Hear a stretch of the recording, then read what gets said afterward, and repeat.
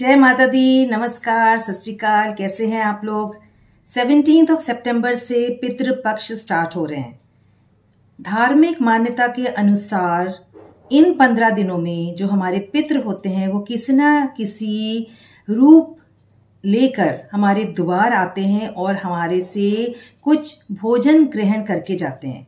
और ऐसा मानना है कि यदि वो हमारे द्वार आते हैं, वो अगर कुछ ग्रहण करते हैं तो हमें भरपूर ब्लेसिंग्स भी देकर जाते हैं। हमें ये नहीं पता वो किस वेश में, किस वेशभूषा में हमारे द्वार पे आते हैं। पक्षी से लेके इंसान के रूप में वो हमारे घर पधारेंगे और आप उनकी सेवा जरूर करिएगा। अब वो किस किस वेश में आ सकते हैं और हमें किन किन की हमें सेवा करनी चाहिए, ये भी आप सुन लीजिए। कोई भी कौवा अगर हमारे द्वार आता है, उसको भोजन कराना अति उत्तम है। उसको आप जरूर कुछ ना कुछ डालिए जो कौवे को पसंद है। खीर भी खिला सकते हैं आप। इसको आप अपनी छत पे रख दीजिए, तो कौवे जब ग्रहण करेंगे तो वो सीधा पितरों को जाता है और आपको भरपूर ब्लेसिंग्स मिलेगी।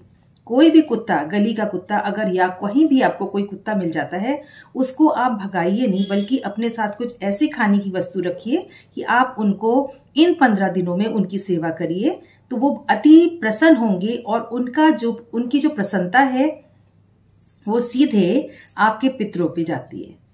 अब अगर कोई गरीब इंसान, कोई असहाय व्यक्ति या कोई मेहमान आपके घर आता है, आपके द्वार आता है, उसको कभी भी भूखा मत भेजिए।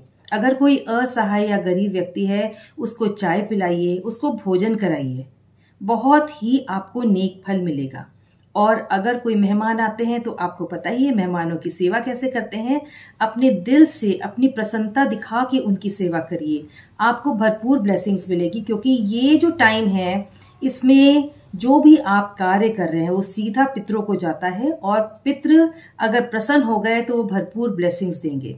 खासकर जो व्यक्ति जिनके चार्ट में पितृ दोष है, उनको ये उपाय जरूर करना है। आप जान के किसी डॉग को खाने की वस्तु दीजिए और जरूर से कौवों को आप भोजन कराइए, गाय की सेवा करिए। ये जब आप काम करेंगे तो आपको फल बिल्कुल मिलेगा। क्योंकि मैंने आपको हर बार बताया है कि जब भी कोई ऐसी खास वजह आती है, कोई खास दिन आता है, उस दिन अगर हम कोई इस तरह का काम करते हैं, वो सीधा हमारे ऊपर ही अटैक होता है। और अटैक कैसा होगा? बहुत ही ब्यूटीफुल अटैक होगा। हमारे सारे दोष जो हैं खत्म हो जाएंगे।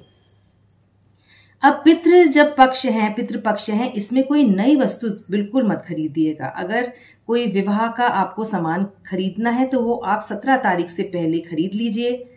चप्पल है, खास करके जो जिन लड़कियों की या जिन लड़कों की शादी हो रही है, वो इन पितृपक्ष में कोई भी चीज ना खरीदे। मैरिज के पर्पस के लिए सामान खरीदना बहुत ही अशुभ माना जाएगा इन दिनों में।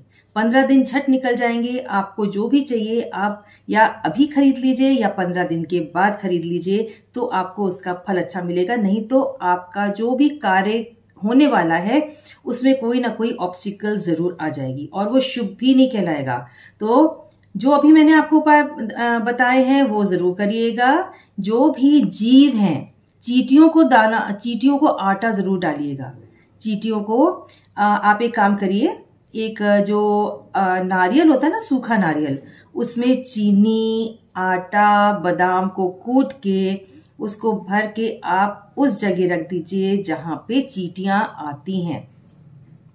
आप देखोगे जब चींटियां उस पर आ जाएंगी, उसको खाने के लिए आ जाएंगी, आपको कितना ज्यादा फल प्राप्त होने वाला है। तो ये जो छोटी छोटी चीजें हैं, ज्यादा बड़ा काम नहीं है। आप इन छोटी छोटी चीजों को करिए, आपको इसका पुण्य मिलेगा। और जैसे मैंने बताया, खासकर वो लोग जरूर करें जिनको पितृदोष है उनकी कुंडली में।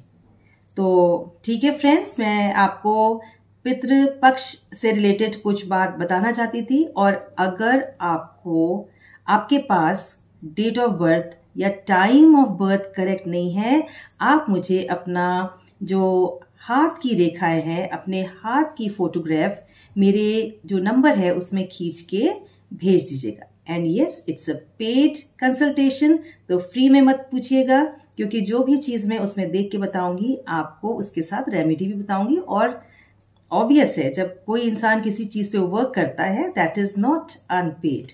सो see you again next week, till then bye and take care.